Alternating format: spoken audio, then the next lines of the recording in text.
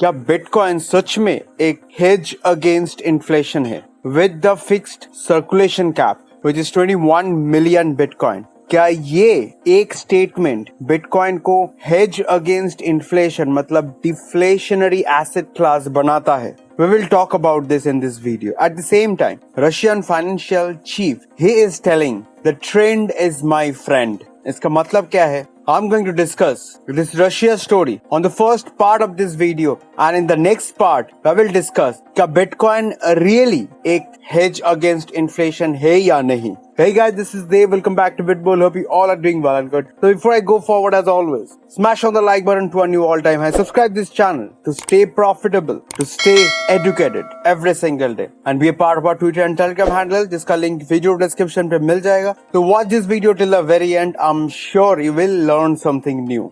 So recently, last day only, Russia का एक major bridge पे bomb attack हुआ है. एक ट्रक को ब्लास्ट करवाया गया है at the top of the bridge, जिसके चलते ब्रिज टूट चुका है. साथ ही साथ उस ब्रिज के साथ लगा हुआ एक ट्रेन ट्रैक भी था, वो भी टूट चुका है. मतलब बोल सकते हो रशिया का एक बहुत ही मेजर ब्रिज, जिसके चलते रशिया का पेट्रोल, रशिया का गैस, बहुत सारे कमोडिटीज एंड चीजों का इंपोर्ट एक्सपोर्ट होता है, वैसा एक इम्पोर्टेंट ब्रिज रशिया का टूट चुका है by a bomb blast. And ये हुआ है पुतिन का बर्थडे के दिन. साथ ही साथ जो यूक्रेन का डिफेंस मिनिस्टर है, ही सेड कि ये तो बस एक शुरुआत है, बट ये ब्लास्ट का रिस्पॉन्सिबिलिटीज अभी तक पूरा का पूरा किसका है वो नहीं पता है. बट यूक्रेन का जो डिफेंस मिनिस्ट्री है, he said this is just the beginning. क्या लगता है, क्या पुतिन अभी न्यूक्लियर अटैक सैंक्शन करेगा? यस और नो, ये तो बात का बात है. बट रिसेंटली और भी बहुत तरह की अटैक रशिया पे चल रहा है, which is the 8th sanction bye European council, जो कि रशियन एंटिटीज रिलेटेड कुछ भी क्रिप्टो करेंसी का जो अकाउंट है, क्रिप्टो करेंसी का जो वॉलेट है, वो सब कुछ ब्लैंकेट बैन किया गया है. वर्ल्ड का जो टॉप क्रिप्टो करेंसी एक्सचेंजेस है, वो सारे के सारे एक्सचेंजेस का जो ऑफिस रशिया में हुआ करता था, वो ऑलरेडी बंद हो चुका है. But Russian financial ministry, he is openly telling कि it doesn't mean कि फिजिकली बंद हो गया है. इसका मतलब डिसेंट्रलाइज्ड जो लैंड्स है, जिसको हम मेटावर्स कहते हैं, उस पे क्या ये एक्सचेंजेस का जो ऑफिस है वो रन नहीं कर सकता? डेफिनेटली रन कर सकता है. ये लोग सारे के सारे सेंट्रलाइज्ड एक्सचेंजेस का जो भी क्रिप्टो करेंसी वॉलेट्स है, उसको बैन किया है. इट डजंट मीन कि ये जितना भी कोल्ड वॉलेट्स है, जितना भी डिसेंट्रलाइज्ड वॉलेट है, उसको बैन किया है. इसी के लिए तो उसको डिसेंट्रलाइज कहता है ना, जब इसके ऊपर कोई भी पर्टिकुलर गवर्नमेंट का बैन या फिर सैंक्शन कुछ काम नहीं करेगा. That is what makes bitcoin and Ethereum unique. तो रशिया का जो फाइनेंशियल मिनिस्ट्री है, ही इज ओपनली टेलिंग कि जितना भी सेंट्रलाइज्ड एक्सचेंजेस है, टॉप एक्सचेंजेस है लाइक बाइनेंस, FTX, कॉइनबेस, ये सारे के सारे एक्सचेंजेस पे जितना रशिया का अकाउंट है, सबको ब्लॉक कर देगा. फिर भी जितना डिसेंट्रलाइज्ड वॉलेट है, उसको कैसे ब्लॉक करेगा? Russian finance ministry is telling कि ये जो सैंक्शन, ये जो बैन है by European council, it is going to be worthless, because crypto currency को कोई रोक नहीं सकता है. और भी एक चीज बोला है रशियन फाइनेंस मिनिस्ट्री ने, which is since they are banning everything related to Russia, now Russians are more eager and they are in more hurry to produce, to program their own digital currency, जिसके बारे में last 1 साल से बात हो रहा है, जिसके बारे में लास्ट 1 साल से काम चल रहा है. That will be finally in the market by next 2023. ये रिसेंट सिचुएशन के चलते रशियन गवर्नमेंट ने अपना खुद का करेंसी के ऊपर और ज्यादा जोर से काम चालू कर दिया है, and that will be in the market by 2023 for sure. तो that is why Russian finance minister ने ये बोला है, ट्रेंड इज माई फ्रेंड. जब ट्रेंड बोल रहा है कि ये करने के लिए ये होगा, डेफिनेटली होगा. दुनिया का कोई भी गवर्नमेंट इसको रोक नहीं पाएगा. That is why we call it the decentralised money. Now let's talk about the hedge against bitcoin, the hedge against inflation. क्या बिटकॉइन सही में एक हेज अगेंस्ट इन्फ्लेशन है या नहीं? क्या बिटकॉइन सही में डिफ्लेशनरी है या नहीं?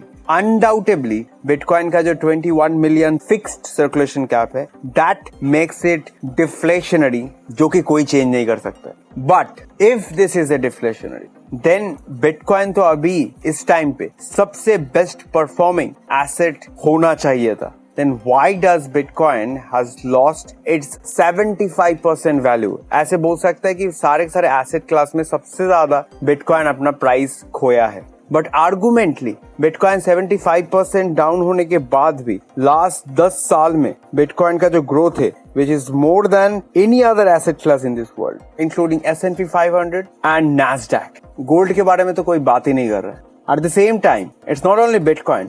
Gold जिसको डिफ्लेशनरी बोलता है, hedge against inflation बोलता है, गोल्ड भी डाउन है, सिल्वर भी डाउन है. हर एक commodities are down with Bitcoin. It doesn't mean कि Bitcoin only Bitcoin is down. दुनिया का हर एक एसेट, हर एक करेंसीज डाउन है. Like euro, sterling, Japanese yen, Australian dollar, Canadian dollar, सब के सब डाउन है. बट क्या सबसे ऊपर है? Which is the US dollar. Still, US dollar is the best performing because US dollar is still controlled by the largest, strongest economy in the world, which is the US economy.